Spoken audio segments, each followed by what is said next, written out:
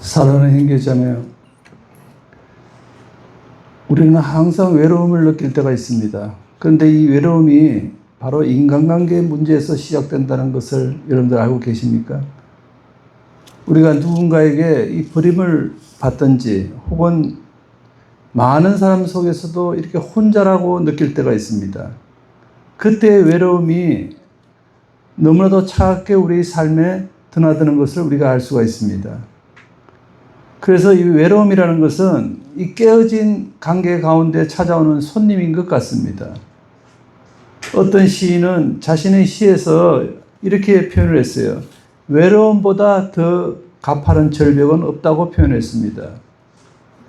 그런데 이 시대에 사실 외로운 절벽 위에 있는 수많은 기러기 아빠들이 또 있습니다. 또 부모에게 버림받은 아이들도 있고요. 또 시련을 당한 여인들도 있습니다. 또 독신 남녀들이 너무나 많습니다. 그리고 독거 노인들도 있습니다. 그들도 모두 사실 외로운 절벽 위에 서 있는 거나 마찬가지입니다. 미국의 심리학자 필립 짐 바르도는 이 정신적, 신체적 건강에 가장 파괴적인 영향을 미치는 것이 소외감이라고 지적을 하고 있습니다. 이 사회학자들은요, 특히 인간의 특성을 사회적 동물이라고 규정 짓고 있죠. 그런데 성경을 한번 봅시다. 성경 창세기에 하나님께서 아담을 지으시고요, 가장 안타까워한 것이 뭡니까? 처음에 아담이 혼자 외로워하는 모습이 굉장히 안타까웠어요. 그래서 하나님은 아담의 갈비뼈를 취해서 그 배필인 아내 하와를 만들어 주셨어요. 그럼에도 불구하고 이 시대에 외로운 인생들이 많다고 합니다. 그렇게 오랜 인생을 살면서도 이 인간관계가 깨지면요, 그 사람의 삶은 정말 비참하게 깨지고 만다는 거죠. 그리고 이 외로움은 여러 가지 문제를 일으킵니다. 첫째는 우울증을 일으키고요, 편집증, 정신분열증, 심지어 자살을 유도합니다. 그리고 살인을 저지르는 이런 범죄도 주요 원인이 된다고 얘기를 하고 있습니다. 또 많은 학자들의 연구 결과 이 외로운 사람은요, 또 수명이 짧다고 말합니다. 또 이 외로움은 시시때때로 우리에게 찾아옵니다. 이 세상에서는요, 어느 누구도 온전히 의지하고 신뢰할 수 있는 대상이 없습니다. 그래서 이 외로움은 항상 우리에게 노출되어 있다고 볼 수가 있어요. 자, 그럼 첫 번째로 이 외로움이 어디에서 시작됐는지 알아보도록 합시다. 이 성경에서 위대한 선지자로 꼽히는 그 엘리야가 있죠. 이 엘리야에게도 위기가 찾아왔습니다. 엘리야는 정말 최고의 성공을 거둔 뒤에 외로움이 찾아왔어요. 성경을 보면 엘리야는 850여 명의 거짓 선지자들과 싸웁니다. 홀로 대적해서 그들을 이깁니다. 그런데 오히려 그 승리로 말미암아 엘리야는 자신의 목숨에 위협을 당합니다. 이 세상도 마찬가지 아닙니까? 우리가 노력하면 노력할수록 이룬 것은 많지만은 오히려 외롭고 공격당하기 쉽다는 거죠. 엘리야 선지자가 얼마나 힘들고 외로웠는지 심지어 엘리야는 자살을 생각합니다. 참 어떻게 갑자기 엘리야가 그 승리자가 갑자기 자살을 꿈꾸느냐는 얘기죠. 여러분들 이 말이 이상하다고 생각하지 마세요. 우리가 어떤 분야에서든지 성공을 하면요, 반드시 질투하는 사람이 생겨납니다. 그리고 그로 인해서 어려움을 겪게 됩니다. 사실 가장 기뻐하는 순간 누군가에게 또 질시를 받고 오히려 어려움을 겪게 되는 경우가 얼마나 많습니까? 사실 가장 기뻐하는 순간 우리가 오히려 위로를 받을 순간에 버림받을 때가 또 얼마나 많으냐는 거죠. 우리가 엘리야 선지자를 통해서 배울 수 있는 것은 우리의 삶에서 찾아오는 외로움이 문제가 아니고 그 외로움을 해소하는 방법을 알아야 되는데 그것을 모른다는 것입니다. 여러분들 오늘 말씀에 나오는 이 사도 바울을 한번 생각해 봅시다. 사도 바울 역시 정말 무척 외로운 처지에 있었습니다. 오늘 본문 말씀 이 디모데후서는요, 바울 서신 중에서 가장 마지막에 기록된 책입니다. 또 로마 감옥에 투옥된 그 두 번째로 감옥에 투옥이 됐죠. 그 바울이 마지막에 자신의 죽음을 기다리면서 기록한 편지입니다. 그래서 이 디모데후서는요, 바울이 살면서 인생에서 가장 추운 겨울을 보내고 있을 때 기록했다는 것이에요. 그때 어떤 일이 벌어졌습니까? 디모데후서 4장 10절을 한번 읽어봅시다. 데마는 이 세상을 사랑하여 나를 버리고 데살로니가로 갔고, 그레스게는 갈라디아로, 디도는 달마디아로 갔고. 그동안 전도 사역을 함께 했던 동역자들, 데마가 있고요, 글레스게가 있고 디도가 있습니다. 이 동역자들이 어느 날 갑자기 이것저것을 이유로 바울 곁을 그냥 떠나가 버립니다. 이 데마도요, 사도 바울의 유명한 동역자였습니다. 골로새서 4장 14절에도 나와 있죠. 한번 읽어봅시다. 사랑을 받는 의사 누가와 또 데마가 너에게 문안하느니라. 이 사도 바울의 중요한 동역자였던 데마도 세상을 너무 사랑해서 나를 버렸다 그랬어요. 그러니까 세상을 사랑하다 보니까 바울을 버리고 떠나가 버립니다. 그래서 모두가 이제 다 떠나가고 이 누가 의사 역할을 했죠. 누가만 바울 곁을 지켰습니다. 참, 이런 상황에서 감옥에 앉아있는 바울을 한번 연상을 해봅시다. 사실 젊은 시절에 주님을 위해서 그렇게 핍박을 받았지 않습니까? 근데 말년에 어떤 일이 벌어졌어요? 그 차갑고 어두운 로마 감옥에 갇혀가지고 나이 넓고 그 여린 노인으로 앉아있는 한번 바울의 모습을 한번 상상해 봅시다. 얼마나 외롭고 쓸쓸해 보입니까?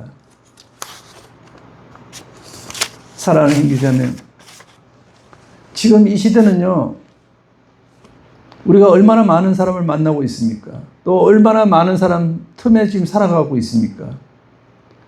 그러나 이 군중 속에 한 사람 한 사람에게 물어보면요, 다 외롭다고 말합니다. 오늘 미국의 로큰롤의 황제였던 엘비스 프레슬리를 잘 아실 겁니다. 그가 죽기 일주일 전에 이런 메모를 남겼다고 합니다. 믿을 수 없을 정도로 외로움을 느낀다. 어떤 밤은 너무 쓸쓸해서 혼자라는 생각에 잠을 이룰 수 없다.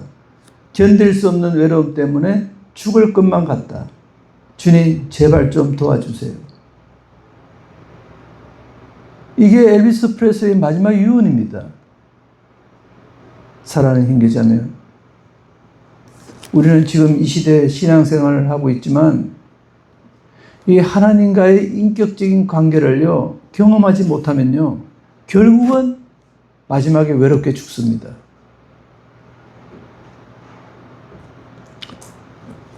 이 사람들은요, 성공한 사람에게 비위를 맞추려고 하고 또 그 사람에게 잘 보이려고 하고 또 혼자 있을 때는 정말 죽을 것 같은 외로움을 느낍니다. 혹시 이 설교를 듣고 있는 여러분 중에서도 지금 가파른 인생의 절벽을 경험하고 있지 않습니까?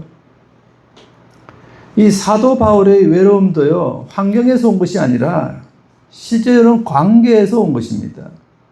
그러니까 자신이 하나님의 사역을 하면서 믿고 같이 일했던 그 사람들이 하나하나 마지막에 자기를 떠날 때, 그때 뼈저리는 배신감을 느꼈어요. 그러면서 외로움이 동반이 되었습니다. 디모데후서 4장 10절을 다시 보면요, 데마는 이 세상을 사랑하여 나를 버리고 데살로니가로 왔고, 글레스게는 갈라디아로, 디도는 달마디아로 갔고. 자, 글레스게는 갈라디아로 떠나버렸고요. 디도는 달마디아로 떠나갔다고 말했습니다. 뭐 그들은 예수님을 배반한 것은 아니지만 사실은 바울과 함께 동역을 하다가 바울보다 더 중요한 것이 생겨서 바울 곁을 떠나간 것이에요. 그러니까 바울은 어떻게 생각하면 우선순위에서 밀려버린 것입니다. 내가 바울과 같이 이 하나님의 사역을 하는 것보다 더 소중한 게 생겨버린 거예요. 더 귀한 것이 생겼습니다. 그래서 이 바울은요, 정말 믿었던 동역자들이 떠나갈 때 마음에 큰 상처를 입었어요. 한마디로 상실감을 느꼈을 것입니다. 여러분들, 부부관계도 마찬가지입니다. 부부간에 서로가 서로를 최고로 생각해 줘야 되는데 서로를 더는 최고의 존재로 여기지 않는다는 것을 깨달을 때 어떤 일이 벌어집니까? 부부간에. 그때 외로움은 뼛속 깊이 찾아온다는 거죠. 그래서 우리는 두 번째로 이 외로움을 이기기 위해서는요, 생각할 사람이 있어야 합니다. 자, 외로움이 엄습하는 순간에 사도 바울은 이렇게 편지를 씁니다. 디모데후서 4장 9절 말씀입니다. 한번 읽어봅시다. 너는 어서 속히 내게로 오라. 지금 디모데에게 얼마나 외로웠는지 너는 속히 내게로 오라고 요청을 하고 있습니다. 동역자들이 다 떠나고 오직 누가만 남아 있었어요. 그 캄캄한 감옥 속에서 누가와 함께 생활하고 있었습니다. 그때 바울은요, 자신의 친구였던 이 디모데를 생각하면서 편지를 씁니다. 그게 디모데 전서 후서입니다. 이 디모데와 바울의 관계는요, 디모데 전서 1장 3, 4절에서 증거하고 있습니다. 한번 읽어봅시다. 내가 밤낮 강구하는 가운데 쉬지 않고 너를 생각하여 청결한 양심으로 조상적부터 섬겨오는 하나님께 감사하고 내 눈물을 생각하여 너 보기를 원하면 내 기쁨이 가득하게 하려 함이니.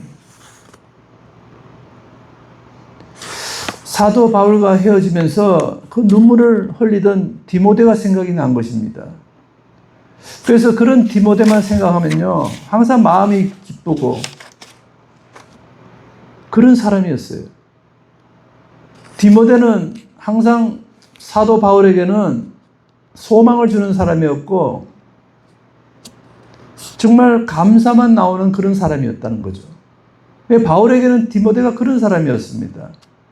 그래서 바울은요, 디모데 전후서에 보면요, 항상 디모데를 부를 때 어떻게 불렀느냐, 사랑하는 아들이라고 불렀어요. 참된 아들이라고 이렇게 불렀습니다.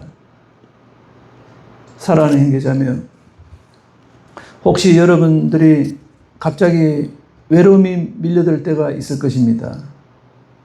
그 외로움이 정말 물밀듯이 찾아오는 순간에 생각나는 사람이 있습니까? 우리는요, 단 한 사람이라도 진정한 관계가 있어야 합니다. 저는 그 진정한 관계를 부부라고 생각을 합니다. 이렇게 단 한 사람이라도 진정한 관계가 있으면요, 그것이야말로 우리를 외로움이라는 그 연약함에서 우리 마음을 지켜줄 수 있는 비결이 바로 그 단 한 사람입니다. 골든 맥도날드는 이런 말을 했습니다. 우정은 저절로 생기지 않는다. 우정은 찾고 발전시켜야 한다. 우정은 계속 갖고 가는 것이다. 우정은 우연의 소산이 아니다. 그렇다고 지속되는 법도 없다. 씨를 뿌리고 꽃이 필 때까지 정성을 들여 가꾸듯 우정도 그렇게 키워나가는 것이다. 사랑하는 형제자매, 저는 그런 우정의 관계를 교회라고 생각을 합니다. 뭐 때로는 나와 맞지 않는 성도도 있을 것입니다. 그러나 기도하면 그 성도가 또 계속 생각이 듭니다. 바울은요, 바울 곁을 떠나는 사람들이 있었지만 그 깨어진 관계를 계속해서 아파하지는 않았어요. 오히려 그동안 그들과 지나온 좋은 관계를 생각하면서 위로를 받았다고 합니다. 그렇습니다. 이 외로움이라는 것은요, 누구에게나 찾아옵니다. 또 예고도 없이 우리에게 음습을 합니다. 그럴 때 누군가가 내 말을 좀 들어줬으면 하는 생각이 들 때가 있죠. 바울도 정말 외로움 속에서 이 외로움을 이길 수 있는 지혜가 필요하다는 것을 깨달았습니다. 그래서 디모데후서 4장 13절을 한번 읽어볼까요? 너가 올 때 내가 더로와 가보의 집에 둔 곁옷을 가지고 오고 또 책은 특별히 가죽종이에 쓴 것을 가져오라. 디모데에게 속히 와달라는 편지와 함께 올 때 뭘 가져오라고 부탁을 합니다. 그런데 특히 디모데에게 가죽종이에 쓴 책을 가져오라고 했는데 저는 그 책을 성경의 사본이라고 생각을 합니다. 최초로 가죽종이에 적은 하나님 말씀을 받아 적은 그 성경이었다는 거죠. 그러니까 바울은 왜 디모데에게 그 책을 가져오라고 그랬냐면 감옥이라는 가장 외로운 장소에서 정말 마음이 외로울 때 이 성경을 읽기로 작정했던 것입니다. 그래서 성경을 가져오라고 부탁하는 것입니다. 그리고 가보의 집에 둔 곁옷을 가져오라고 또 요청을 했는데 이것을 보면 굉장히 감옥 안이 추웠던 것 같아요. 이 추위를 견디기 위해서 옷을 부탁했던 것 같습니다. 여러분들 중국 내지 선교사인 중국 선교의 창시자 허드슨 테일러를 여러분들이 잘 아실 겁니다. 이 허드슨 테일러는요, 이 선교지에서 사랑하는 부인을 잃었습니다. 그래서 너무나도 외로워서 어머니에게 편지를 씁니다. 아내가 제게 어떤 존재였는지 오직 하나님만이 아십니다. 그러나 이제 저는 혼자가 아닙니다. 하나님과 더욱더 가까이 와 있습니다. 이런 편지를 썼어요. 오늘 디모데후서 4장 16절 18절을 함께 읽어봅시다. 내가 처음 변명할 때 나와 함께 한 자가 하나도 없고 다 나를 버렸으나 그들에게 허물을 돌리지 않기를 원하노라. 주께서 내 곁에 서서 나에게 힘을 주심은 나로 말미암아 선포된 말씀이 온전히 전파되어 모든 이방인이 듣게 하려 하심이니 내가 사자의 입에서 건짐을 받았느니라. 주께서 나를 모든 악한 일에서 건져내시고 또 그의 천국에 들어가도록 구원하시리니 그에게 영광이 세세 무궁토록 있을지어다. 아멘. 사도 바울은 이 스스로를 변호하기 위해서 이 법정에 섰을 때 정말 최고의 외로움의 극치를 맛보았을 것입니다. 그 당시 법정에서 친한 친구가 자신을 변호해 줄 수도 있었습니다. 그런데 그 법정에서 믿었던 그 친구가 나타나지 않았다고 했습니다. 바울은 그때 자신의 심정이 정말 배신감과 분노와 외로움으로 변할 수 있는 순간이었습니다. 그때 바울은 이렇게 고백합니다. 다 나를 버렸으나 그들에게 허물을 돌리지 않기를 원하노라. 그러면서 내게는 예수님이 함께 계신다는 것을 고백했습니다. 여러분들, 예수님이 십자가에 달려 죽으시는 그날 그 처절한 외로움의 순간에 모든 제자들은 어디가 있었습니까? 모든 제자들은 두려워서 도망을 쳤습니다. 예수님을 떠나갔습니다. 그러나 예수님도 십자가에 매달려서 그 고통 중에서 숨을 거두시면서 마지막으로 기도를 했던 게 어떤 기도입니까? 그들을 다 용서해달라고 하나님께 기도하고 갔어요. 그들이 죄를 용서해달라고 기도했습니다. 디모데후서 4장 18절 말씀을 한번 읽어봅시다. 주께서 나를 모든 악한 일에서 건져내시고 또 그의 천국에 들어가도록 구원하시리니 그에게 영광이 세세 무궁토록 있을지어다. 아멘. 바울은 정말 인격적으로 자신의 외로움을 가장 잘 아는 주님을 만났습니다. 이 주님의 따뜻한 손길이 이 바울의 외로움을 깊이 위로하심을 느꼈습니다. 그래서 정말 뼛속 깊이 찾아오는 그 외로움을 통해서 바울은 주님께 모든 영광을 돌렸습니다. 사랑하는 hin계자매, 지금 혹시 너무나도 큰 외로움 속에 있지 않습니까? 그러나 절대적으로 외로움에 굴복하지 마시기 바랍니다. 우리는 주님이 함께 동행한다는 것을 믿으시기 바랍니다. 우리가 주님이 나와 함께 동행한다는 그 확신 속에서 살면요, 비록 내 자신을 떠난 사람들을 용서하고 축복해 줄 수가 있는 것입니다. 우리가 외로움이 우리에게 엄습하는 순간 우리는 주님의 임재를 반드시 느껴야 합니다. 그리고 외로움이 찾아올 때 우리는 주님께 기도하고 또 주님을 찾으시기 바랍니다. 주님은 항상 인격적인 분이라는 걸 믿으시기 바랍니다. 그리고 우리 모두를 언제든지 우리가 힘들 때 만나 주신다는 것을 확신하는 우리 모두가 되시기를 예수님의 이름으로 기도드립니다.